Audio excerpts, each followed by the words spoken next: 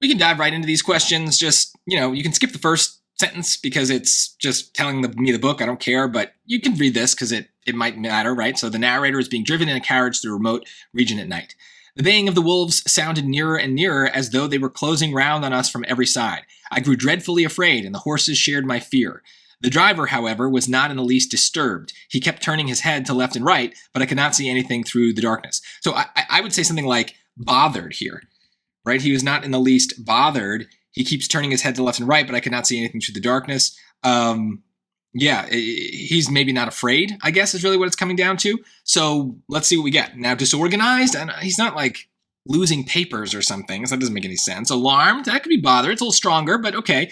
Offended, well, you're offended by a joke, right? Someone has like said something that offends you. You're not offended by, wolves? The baying of wolves? Like, oh, those wolves, they're racist wolves. What are we talking about? That doesn't make any sense.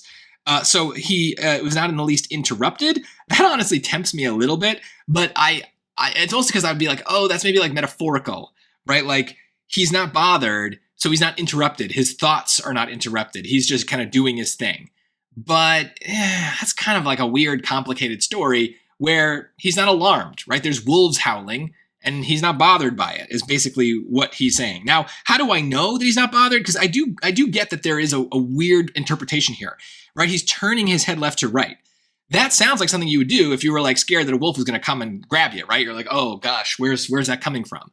But it does say, right, the narrator has fear.